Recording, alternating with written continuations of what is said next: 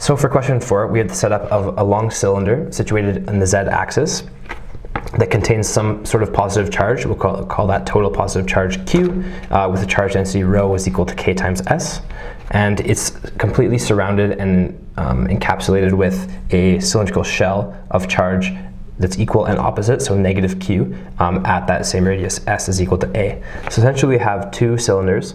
One is solid and also situated on the z-axis, and then we have a cylindrical shell wrapping around it, kind of like a tube going around at the same radius, S is equal to A, and these extend out to infinity in both directions, such that the charges of the total charge on the long cylinder and also the charge on the negative shell are equal and opposite, so they exactly cancel, and the total charge of the system is 0.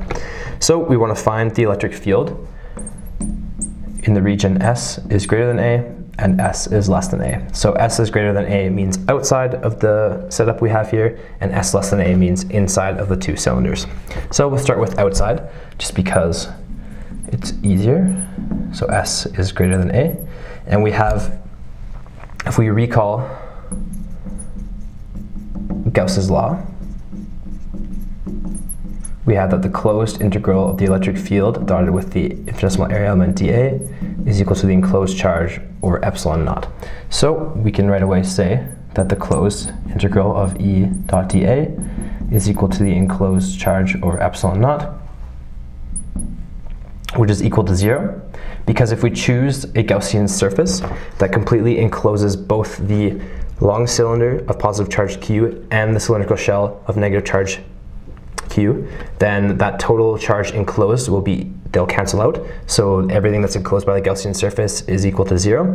And because our enclosed charge of that Gaussian surface is 0, our electric field is also 0, where S is greater than A. So that's the region outside of the two cylinders. For the region inside, where S is less than A, we want to draw in a Gaussian surface inside of our cylinder here.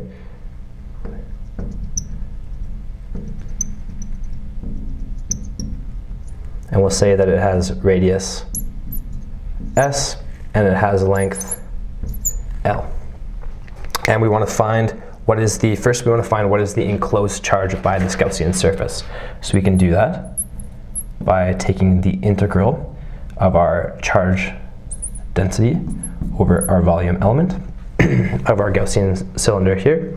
So that is going to be 0 to 2 pi, 0 to S, and 0 to L are our limits of our charge density rho, which is just K times S prime, I'll call it, and then our area element will be, our volume element will be S prime, ds prime, d phi, and then dz. So this is our total charge integral in order to find what is the charge enclosed by our Gaussian surface. So by doing this integral, there is no phi dependence, so we get 2 pi. There is no z dependence, so we get an L from the integral. We can pull the k outside, and we end up with an integral from 0 to s over s prime squared ds prime, which we can just find as 2 pi L times k times s cubed over 3. So this is our enclosed charge. Now, Gauss's law says that the closed integral of E dot dA, and because our electric field is parallel to our infinitesimal area element at every point on our Gaussian surface, they're both moving radial away from the z-axis. This closed integral is just E times dA. We can pull the A outside of the integral because it will be constant in magnitude at every point along that Gaussian surface, and then the closed area integral of our Gaussian surface is just 2 pi S times L. So, of course, this is equal to our enclosed charge, which is 2 pi L K S cubed over 3 over epsilon naught. Solving through for the electric field, we can cancel the L and the L, we can cancel the 2 pi's, cancel 1 S, and we end up having the electric field is K S squared over 3 epsilon naught. And of course, this is moving in the S hat direction, radial away from this z-axis. Just check that here. And this is for S is less than A. So we have our electric field inside and outside of our two cylinders. Outside, of course, the enclosed charge completely cancels because we have a positive charge on the solid long cylinder and a negative charge that's equal and opposite on the hollow shell, cylindrical shell. So our electric field is 0 for S is greater than A. And then inside the shell, we found first what was the enclosed charge by our Gaussian surface, which we said had a radius of S and a length of L. We did that integral and got 2 pi L K S cubed over 3, because again our charge density is dependent on S, so we have to carry that through inside of the integral. And then if we look at the other side of Gauss's law, we find again that the electric field is parallel to the infinitesimal area element dA, which is by construction, and we always choose our Gaussian surface such that we have that simplification. We can equate the two with the enclosed charge, and we find that the electric field inside of the two cylinders, or in the region S, is less than A. It's just Ks squared over 3 epsilon naught in the S hat direction, moving radial away from the Z axis. So part B asks us to find the electric potential V in the region S is less than A and S greater than A, where we set the potential at infinity to be 0. So V of infinity is equal to 0.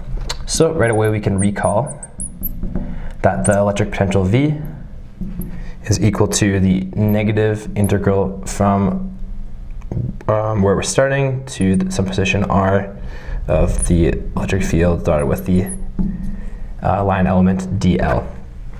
So in this case we're starting at infinity because we set the potential to be 0 at infinity, and we're moving to some position R, which will be, in this case, inside of our cylinder if we move from infinity to that point. So we can set this up. It's a little easier to see once it's set up. So we start at infinity and we move to position S of our electric field dotted with dl. And this can be broken up into 2 steps where we go from infinity to our radius A of our electric field dotted with dl, and that will be plus the negative integral from A to some position S of our electric field dotted with dl. So of course this integral here is in the region S is greater than A, so our electric field here is just 0, and then this is inside where S is less than A, so our electric field is K S cubed with 3 epsilon naught S hat. So this integral will just be 0 because the electric field is equal to 0. So we're left with just the one on the right, which is negative the integral from A to S of the electric field, which is K S cubed over 3 epsilon naught S hat, and that will be dotted with the infinitesimal area element, which will be ds S hat for cylindrical coordinates. So the dot product gives S hat times S hat, which is just 1. So we have the negative integral from A to S of K S cubed over 3 epsilon naught ds, which we can pull the constants out, negative K over 3 epsilon naught, and the integral of S cubed times ds is just S to the 4 over 4 evaluated between A and S, which if we plug in those boundaries we get negative K over 3 epsilon naught times S to the 4 minus A to the 4, all of that over 4. We absorb with the negative sign, we end up with the electric potential is equal to K A to the 4 minus S to the 4 over 12 epsilon naught. And so our potential, I'll write it here just to summarize it. We're giving it's K A to the 4 minus S to the 4 over 12 epsilon naught in the region S is less than A, and 0 in the region S is greater than A, because if we just consider the first part of this integral, that's always going to be equal to 0, even if we're not looking at the region inside of the two cylindrical shells, and therefore we end up with K over 12 epsilon naught A to the 4 minus S to the 4 in the region S is less than A, and 0 in the region S is greater than A outside of the two cylindrical shells. And that is the electric potential that we wanted to find.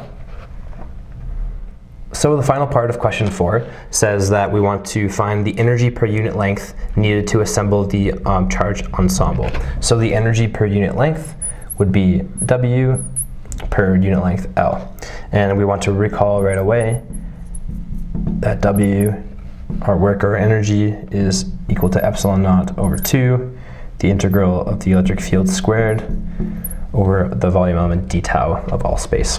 So we can find W right away, epsilon naught over 2, given that it's the triple integral 0 to 2 pi, 0 to L, and 0 to A of our charge of our electric field, which will be K S cubed over 3 epsilon naught in the region 0 to A, S ds, d phi, dz.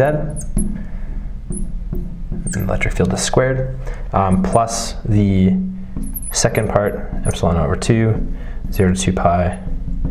Now this will be 0 to L, and the integral from A to infinity of our electric field in the region S is greater than A, which is just 0, so 0 squared S ds, d phi, dz. So our work is, of course, separated into the two components of our electric field. So our first one is where S is less than A, and our second one is where S is greater than A. And of course, because the electric field in the region S is greater than A is equal to 0, which we found in part A, this entire integral will just be equal to 0. So we don't really need to include it, but it's nice to see just for completeness sake in case this electric field was not equal to 0. So instead we'll just find what's inside the integral here, epsilon naught over 2. Can pull out the constants, so I'll have a k squared over 9 epsilon naught squared. There's no phi dependence, so I can integrate over phi right away, 2 pi. There's no z dependence, so again I get an L right away. And I end up with the integral from 0 to A of s to the 7, because I have s to the 6 times s ds. We'll do some canceling. Epsilon naught, the 2 and the 2 can cancel. And I end up with, this is equal to, make sure I got everything, pi k squared times L over 9 epsilon naught. And the integral from 0 to A of s to the 7 will be a to the 8 over 8. And if we make this all per unit length, divide that by L, we can divide this by L, the L's will cancel, and we end up with the final work per length, or energy per unit length, is equal to pi k squared a to the 8th over 72 epsilon naught. So again, for this part of the problem, we wanted to find what is the energy per unit length needed to assemble this configuration of charge.